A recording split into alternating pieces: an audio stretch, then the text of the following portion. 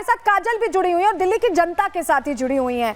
दिल्ली की जनता, मनोज तिवारी कह रहे हैं कि भ्रष्टाचार के मुद्दे को लेकर वोट करने वाली। काजल, जरा लोगों से पूछिए कि उनमें के मन में चुनावों को लेकर क्या मुद्दे हैं, क्या सोचकर वोट करेंगे इस बार।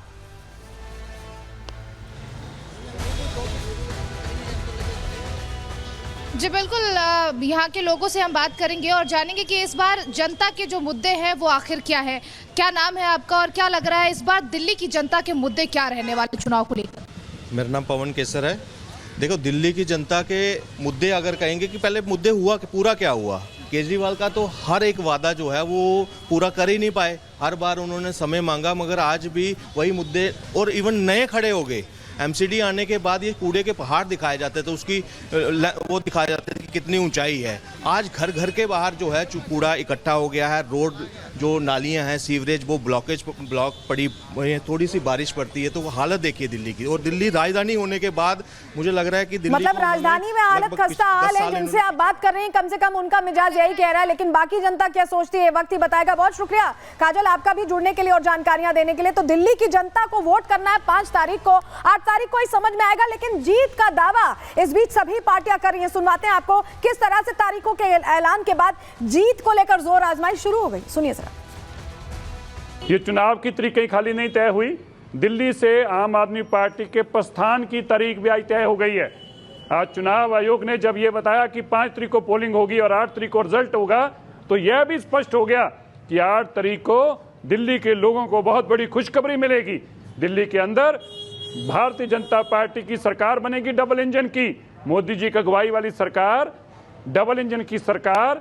अब दिल्ली के हालात भी बदलने वाले हैं। जिसने काम किया है उसको वोट दो और जिसने काम रोके हैं, अड़चने लगाई हैं, उनको आप वोट मत दीजिए। दिल्ली वालों को जो 2100 रुपए देगा हर महिला को, जो हर पुजारी को 18,000 रुपए देगा, जो हर ग्रंथी को 18,000 रुपए देगा, जो हर सीनियर सिटीजन को प्राइवेट और सरकारी अस्पतालों में मुफ्त इलाज देगा, जिसने बिजली फ्री दी, जिसने पानी फ्री दिया, जिसने अनऑथराइज्ड कॉलोनियों के अंदर सीवर लाइन डलवाई, पानी की लाइन डलवाई, सड़कें डलवाई, गाँव का विकास किया, मोहल्ला क्लिनिक बनवाए, अस्पताल बनवाए, वर्ल्ड क्लास स्कूल बनवाए, ऐसे आदमी को वोट दीजिए। दिल्ली के लोगों को कहूंगी, आपका इंतजार खत्म हो रहा है।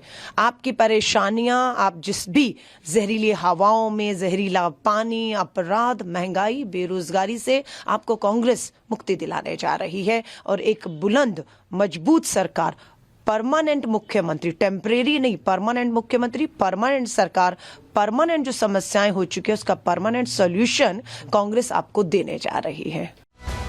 तो पार्टियां सभी उत्साहित है और ये कह रही हैं कि सरकार बनने जा रही है। मनी मन सरकार बना भी ली है, लेकिन जनता किसे मैंडेट देगी ये देखने वाली बात होगी। लेकिन इस बीच जो मुख्य चुनाव आयुक्त हैं, बहुत सारे आरोप इस बीच चुनावों के दौरान लगते रह गए, शुगुफे छोड़े गए। उन्होंने अपने उसी अंदाज में, राजीव कुमार जिस तरह से शायराना अंदाज में नजर आते हैं, ऐसे में 3 शायरियां आज उन्होंने पेश की, जरा वो सुनवा रहे हैं आपको। पहले कर न सके इकरार तो कोई बात नहीं, मेरी वफा का उनको एतबार तो है। शिकायत भले ही उनकी मजबूरी हो, मगर सुनना, सहना, सुलझाना हमारी आदत तो है। सब सवाल अहमियत रखते हैं, जवाब तो बनता है। सब सवाल अहमियत रखते हैं, जवाब तो बनता है। आदतन कलम बंद जवाब देते रहे, आज रूबरू भी बनता है। क्या पता कल हम हो ना हो, आज जवाब तो बनता है, आज जवाब तो बनता है। आरोपों और इल्जामात का दौर चले कोई गिला नहीं, आरोप और इल्जामात का दौर चले कोई गिला नहीं। झूठ के गुब्बारों को बुलंदी मिले कोई शिकवा नहीं। हर परिणाम में प्रमाण देते हैं, पर वो बिना सबूत शक की नई दुनिया रौनक करते हैं, और शक का इलाज तो हकीम लुकमान के पास भी नहीं। तो आपने जो शायरियां सुनी, इसमें शक, सवाल, आरोप, ये तमाम बातें सुनाई दी जब मुख्य चुनाव आयुक्त बोल रहे थे। दरअसल वोटर लिस्ट को लेकर, वोट काटने को लेकर जितनी सियासत चल रही थी, सभी का जवाब यहां दिया गया है उनकी तरफ से। वोटर लिस्ट में कहीं कोई छेड़छाड़ नहीं होती है उनकी तरफ से बताया गया, क्योंकि आम आदमी पार्टी कई प्रश्न पूछ रही थी। नाम काटने का मसला चुनाव के समय उठाया जाता है, ये कहा गया उनकी तरफ से। और किसी पोलिंग बूथ पर 2% से ज्यादा मतदाताओं के नाम नहीं कटते हैं, ये उन्होंने क्लियर बताया। ऐसा नहीं होने पर अधिकारी खुद जाकर चेक करते हैं। अगर ऐसा हो रहा है कि 2% से ज्यादा कट रहे हैं तो खुद अधिकारी चेक करते हैं, ये भी उन्होंने सुनिश्चित किया। मतदाता सूची को लेकर पारदर्शिता पहली प्राथमिकता है चुनाव आयोग की, ये भी बताया गया। मतदाता सूची को लेकर पार्टियों की नियमित बैठक होती है, ये भी उन्होंने बताया। तो ये उन्होंने पूरा क्लियर कर दिए हैं। जो अलग अलग आरोप लगते थे, ईवीएम पोलिंग डे से 7 से 8 दिन पहले तैनात किए जाते हैं, ऐसे में कोई टैंपरिंग नहीं होती, जिसके आरोप भी लगते रहे। तो ये पूरी तरह से उन्होंने जो आरोप थे उन पर जवाब शायराना अंदाज में तो दिया ही, तथ्यों के साथ भी उन्होंने उन तमाम बातों पर अपनी बात रखी। लेकिन जिस तरह से मुद्दा गर्म रहा है, जैसे मुद्दा गर्म रहा है, उसको लेकर हमारे सहयोगी गणेश हमारे साथ सीधे जुड़ रहे हैं, उनका रुख कर लेते हैं। गणेश, बहुत सारी वोट कटवा, वोटर लिस्ट में छेड़छाड़, यहाँ ये नाम कट गया, वहां पूर्वांचलियों का नाम कट गया, बहुत सारी बातें हुई, लेकिन चुनाव आयोग ने बिल्कुल क्लियर कर दिया कि ऐसा तो साहब होता ही नहीं है, और होता है तो पोलिंग अधिकारी का खुद ध्यान होता है।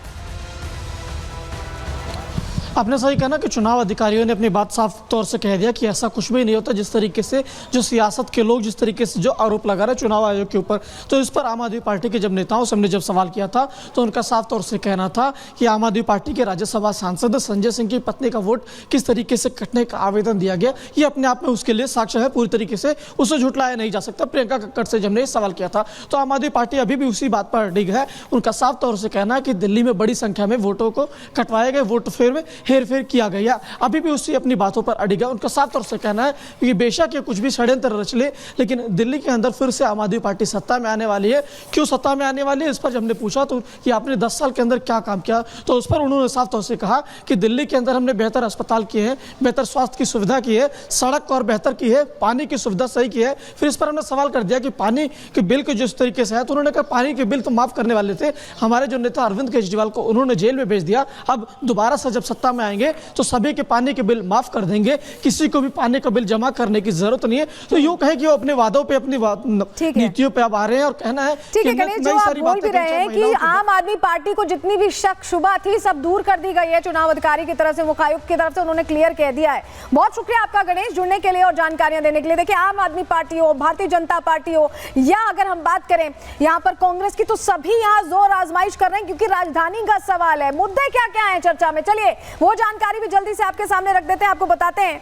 दरअसल भ्रष्टाचार का मुद्दा जो लुप्त हो गया था वो अचानक से फिर से चर्चा में आ गया क्योंकि शराब घोटाला थोड़ा पुराना हुआ, लेकिन बात अभी भी उसकी हो रही है। जल बोर्ड घोटाले की बात हो रही है, शीश महल की चर्चा कैग रिपोर्ट आने के साथ फिर से तेजी से बढ़ गई है।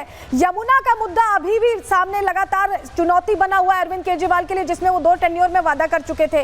रोहिंग्या का मुद्दा यहाँ सामने आया, उसमें पूर्वांचल एंगल भी दिया गया, पूर्वांचली वोटर का मुद्दा उठाया गया। इसके अलावा वोटर लिस्ट में नाम कटने की बात भी कही गई है। वहीं मुफ्त बिजली और संजीवनी योजना और इसके साथ महिला सम्मान योजना भी अब चर्चा में है क्योंकि ऐलान पहले कर दिया गया, रजिस्ट्री शुरू हो गई, लेकिन परिवार कल्याण विभाग कह रहा है कि साहब ऐसा कोई प्रावधान ही नहीं है। वहीं ग्रंथी और पुजारी सम्मान को लेकर भी इनकी तरफ से ऐलान कर दिया गया है आम आदमी पार्टी की तरफ से। तो पिटारे तो खोल दिए गए हैं, लेकिन जनता भी आंखें खोले हुए है और जनता आगे क्या करेगी ये देखने वाली बात होगी। तो ये वो मुद्दे थे जिसको लेकर यहाँ पर चर्चा हो रही। वहीं प्रवेश वर्मा जो उतर रहे हैं सीधे सीधे केजरीवाल के सामने चुनावी मैदान में नई दिल्ली से, वो भी अब यह क्या कह रहे हैं ये तारीखों के ऐलान के बाद, उन्हें भी सुनिए। मैं सारे दिल्ली वासियों को बधाई देता हूं, शुभकामनाएं देता हूं लोकतंत्र के पर्व की। मैं इलेक्शन कमीशन को बधाई देता हूं, शुभकामनाएं देता हूं कि उन्होंने इतनी मेहनत से सारा इलेक्टोरल वोटर लिस्ट को लेकर आए, इतनी तैयारियां की हैं। बहुत ही अभी मैं देख रहा था जो है प्रेस कॉन्फ्रेंस, तो वहाँ पे उन्होंने बताया कितने सघन तरीके से उन्होंने कितने अच्छे तरीके से सारी तैयारी की हैं। तो मैं सारे दिल्ली वासियों को कहना चाहता हूँ कि बढ़ चढ़ कर इसमें हिस्सा लें, एक अच्छी सरकार बनाइए, एक जो है हमारे बीच में ऐसी सरकार हो जो किसी से झगड़ा ना करे, केवल काम करे, विकास करे, मोदी जी के विजन को दिल्ली में लेकर आए, एक ऐसी सरकार बनाए। तो सभी को अपने दोस्त मित्रों के साथ में, रिश्तेदारों के साथ में वोट करने जाना चाहिए और सभी को इसमें पार्टिसिपेट करना चाहिए।